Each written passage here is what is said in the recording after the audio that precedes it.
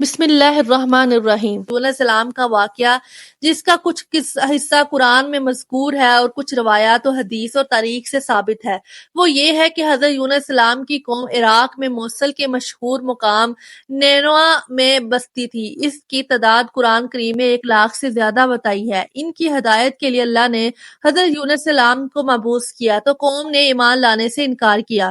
پس حق تعالیٰ نے حضرت یونس علیہ السلام کو حکم دیا کہ ان لوگوں کو آگاہ کر دو کہ 3 دن کے اندر اندر تم پر عذاب آنے والا ہے۔ حضرت یونس علیہ السلام نے قوم میں یہ اعلان کر دیا تو قوم نے آپس میں مشورہ کیا تو اس پر سب کا اتفاق ہوا کہ ہم نے کبھی حضرت یونس علیہ السلام کو جھوٹ بولتے ہوئے نہیں دیکھا، اس لیے ان کی بات نظر انداز کرنے کی قابل نہیں ہے۔ مشورے میں یہ طے ہوا کہ دیکھا جائے کہ یونس علیہ السلام رات کو ہمارے اندر اپنی جگہ مقیم رکھتے ہیں تو سمجھ لو کہ کچھ نہیں ہوگا، اگر وہ یہاں سے کہیں چلے گئے تو یقین کر لو کہ صبح کو ہم پر عذاب آئے گا۔ حضرت یونس علیہ السلام رات کو اس بستی سے نکل گئے۔ صبح ہوئی تو عذاب الہی ایک سیاہ دھوئیں اور بادل کی شکل میں ان کے سر پر منڈلانے لگا اور فضا آسمانی سے نیچے ان کے قریب ہونے لگا، تو ان کو یقین ہو گیا کہ اب ہم سب ہلاک ہونے والے ہیں۔ یہ دیکھ کر حضرت یونس علیہ السلام کو تلاش کیا تاکہ ان کے ہاتھ پر مشرف بے ایمان ہو جائیں اور پچھلے انکار سے توبہ کر لیں، مگر حضرت یونس علیہ السلام کو نہ پایا تو خود ہی اخلاص نیت کے ساتھ توبہ استغفار میں لگ گئے۔ بستی سے ایک میدان میں نکل آئے، عورتیں، بچے اور جانور سب اس میدان میں جمع کر دیے، ٹاٹ کے کپڑے پہن کر عجو زاری کے ساتھ اس میدان میں توبہ کرنے لگے اور عذاب سے پناہ مانگنے میں ان کی طرح مشغول ہو گئے کہ پورا میدان آہو بکا سے گونجنے لگا۔ اللہ تعالیٰ نے ان کی توبہ قبول فرمائی اور عذاب ان سے ہٹا دیا، اور روایت میں ہے کہ یہ عاشورہ یعنی 10ویں محرم کا دن تھا۔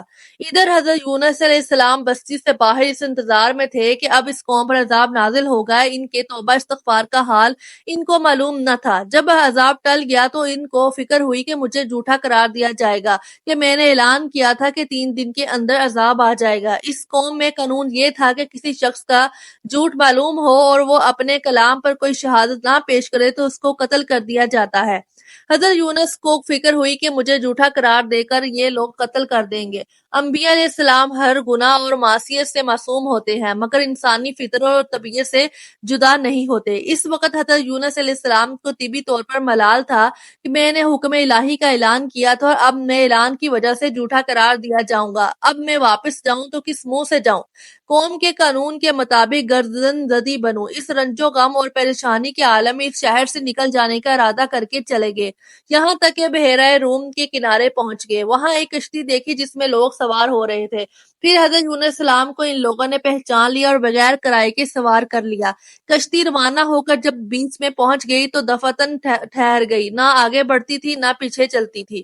کشتی والوں نے منادی کہ ہماری اس کشتی کی من جانب اللہ کی شان ہے کہ جب اس میں کوئی ظالم گناہ گار یا بھاگا ہوا غلام سوار ہو جاتا ہے تو یہ کشتی خود بخود رک جاتی ہے۔ اس آدمی کو ظاہر کر دینا چاہیے کیونکہ ایک آدمی کی وجہ سے سب پر مصیبت نہ آئے۔ اب حضرت یونس علیہ السلام بول اٹھے کہ وہ بھاگا ہوا غلام گناہ گار میں ہوں، کیونکہ میں اپنے شہر سے غائب ہو کر کشتی میں سوار ہونا ایک طبی خوف کی وجہ سے تھا کہ اذن الہی نہ تھا کہ بغیر اذن کے اس طرف آنے کو حضرت یونس علیہ السلام کی پیغمبرانہ شان نے ایک گناہ قرار دیا کہ پیغمبر کی کوئی نقل و حرکت بلا اذن کے نہیں ہونا چاہیے تھی، اس لیے فرمایا مجھے دریا میں ڈال دو، تم سب اس عذاب سے بچ جاؤ گے۔ کشتی والے اس پر تیار نہ ہوئے بلکہ انہوں نے قرعہ اندازی کی تاکہ قرعہ میں جس کا نام نکل آئے اس کو دریا میں ڈال دیا جائے۔ اتفاقاً قرعہ میں حضرت یونس کا نام نکل آیا۔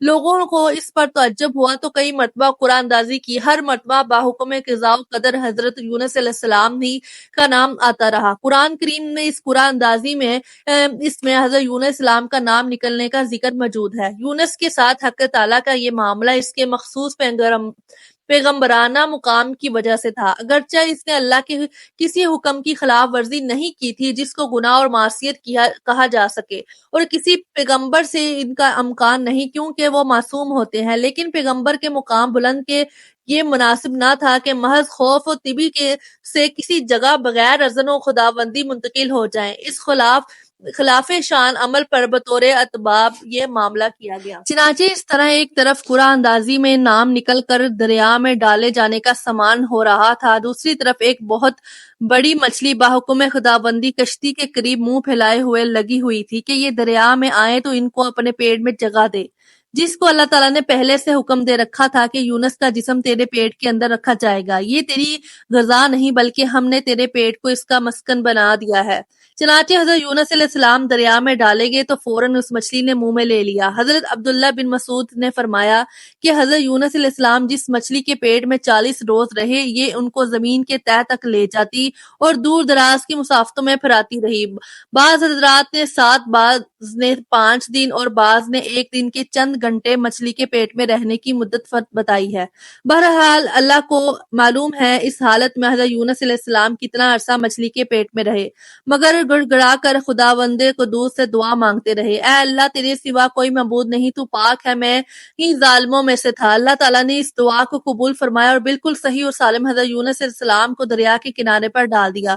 مچھلی کے پیٹ کی گرمی سے ان کے بدن پر کوئی بال نہ رہا تھا۔ اللہ تعالیٰ نے ان کے قریب ایک کدو کی بیل اگا دی، جس کے پتوں کا سایہ بھی حضرت یونس علیہ السلام کے لیے ایک راحت بن گئی، اور ایک جنگلی بکری کو اللہ تعالیٰ نے اشارہ فرما دیا اور صبح و شام اس کے پاس آ کھڑی ہوتی اور وہ اس کا دودھ پی لیتے تھے۔ اس طرح حضرت یونس علیہ السلام کو اس لغزش پر تنبیہ بھی ہو گئی اور بعد میں ان کی قوم کو بھی پورا حال معلوم ہو گیا۔